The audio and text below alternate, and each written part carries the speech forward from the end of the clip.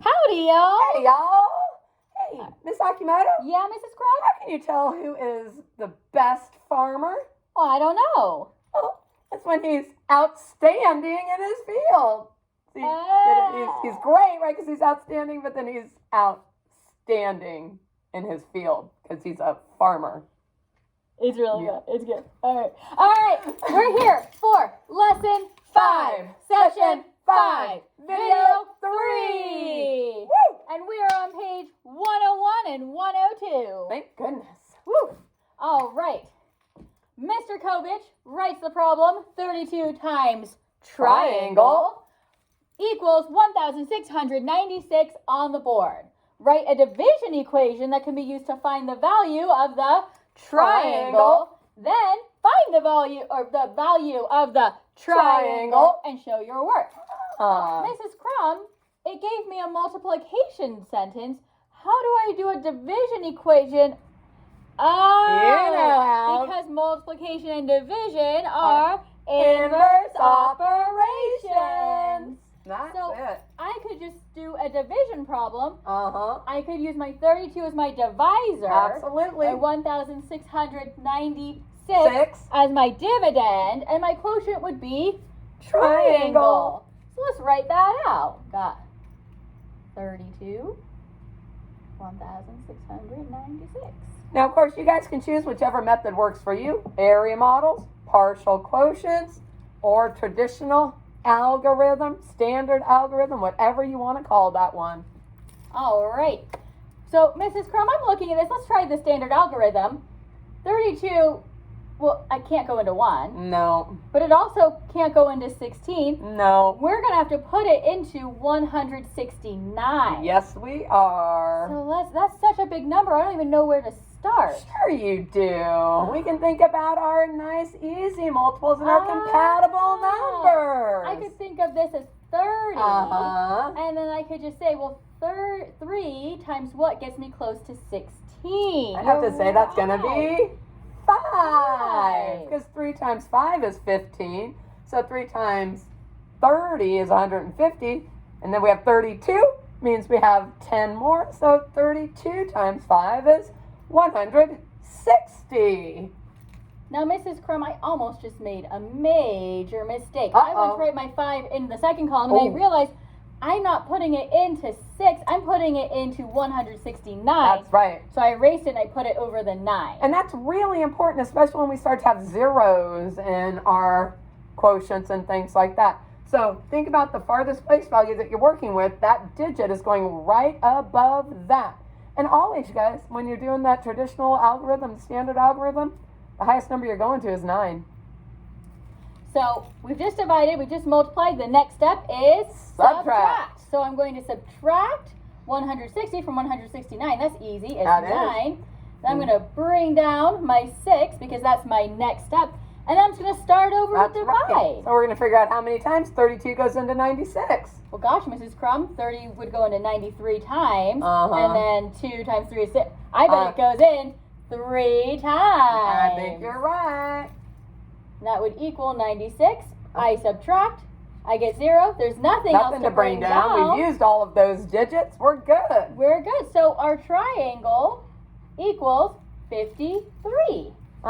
So we can double check and go 32 times 53 equals 1,696. Because, of course, that's that nice fact family we've got. All right. There we go. All right. So now we have Vera, that's my grandma's name, makes a table to help her find the area of the base of a rectangular box with a volume of 672 cubic inches and a height of 16 inches. Oh, I see. She just made a multiples chart. She did. She took 16, multiplied it by 10, got 160, multiplied it by 20, got 320, and so on and so forth. Right, because she knew what the volume was, but she needed to know what that base was. Yeah. So 16 times what is going to get her close to that 672?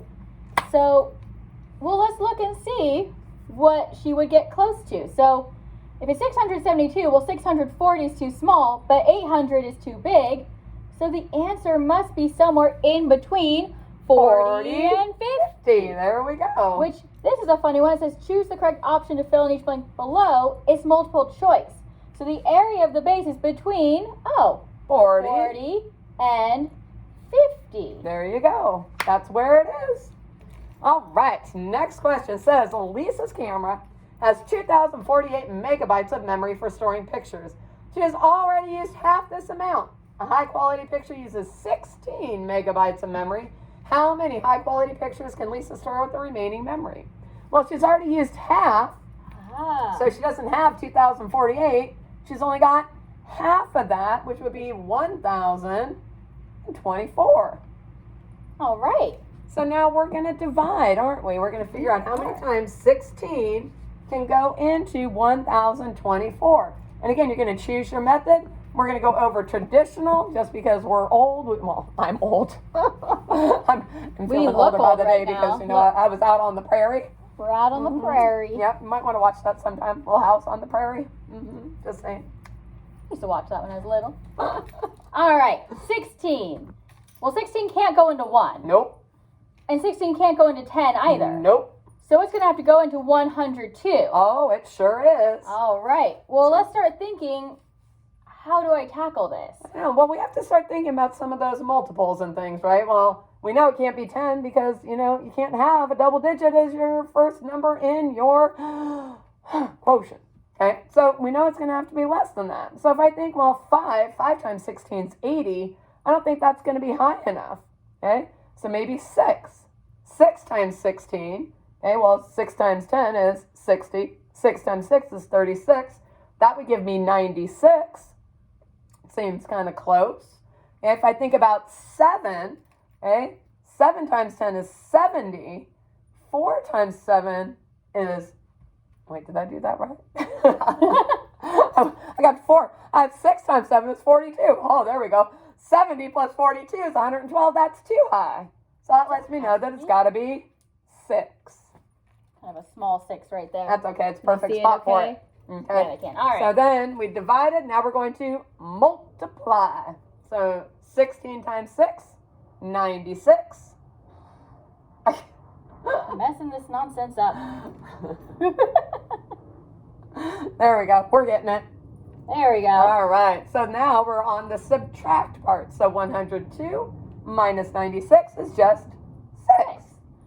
And now we're on bring down. So I'm going to bring down my 4. There we and say, go. well, how many times can 16 go into 64?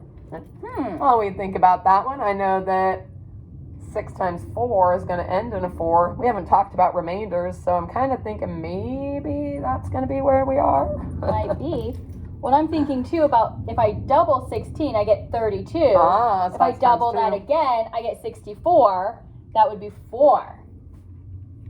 That gives me 64. I subtract. I get 0. So our answer is she can take 64 pictures.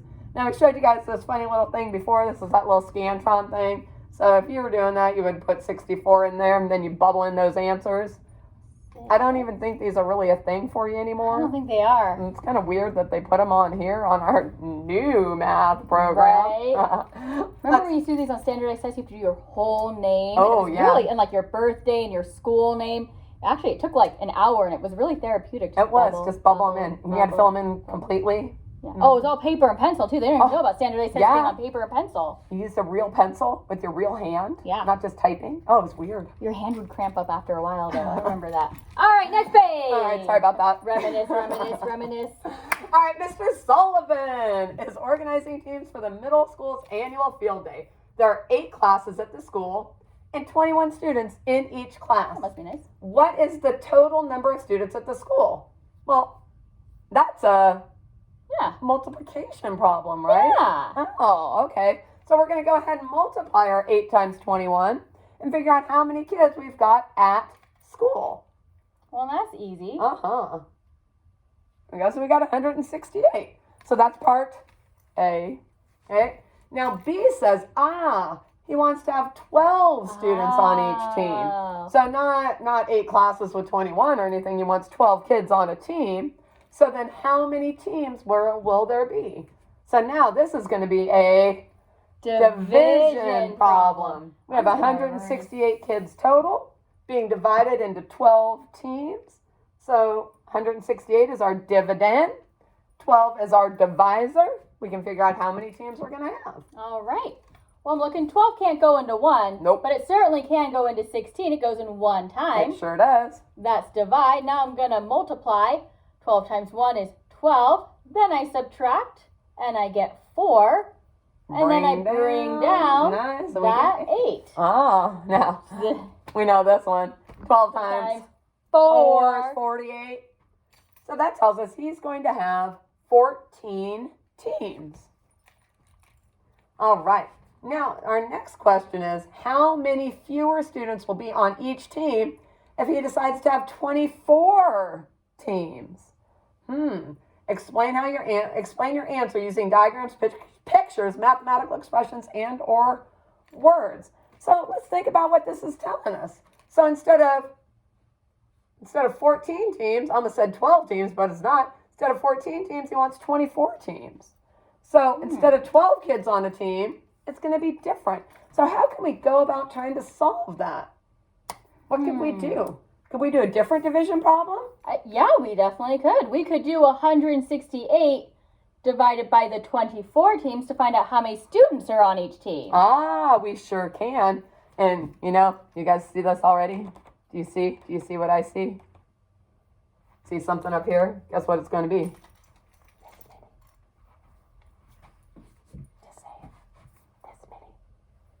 Okay, so can we see why our answer is going to be 7? This is what I want to know. I can see it. Can you see it?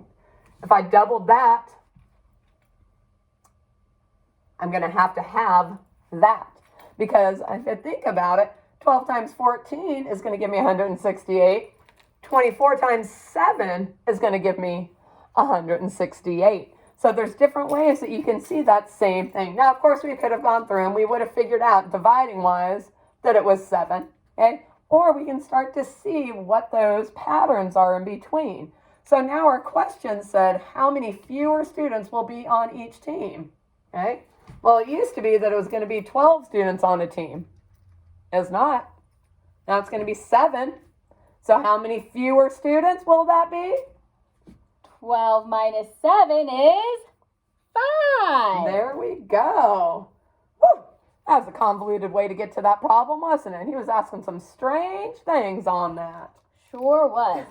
All right. So number 8 says, explain what you would do first to divide 1,260 by 28 and tell why this would be your first step.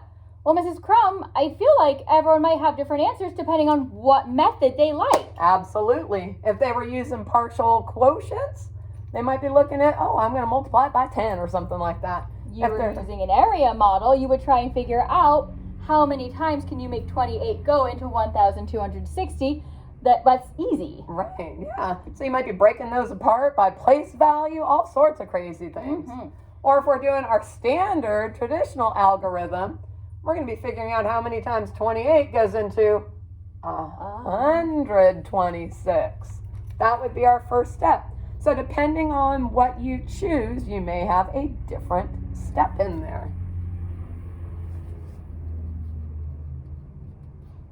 So long to write. It is.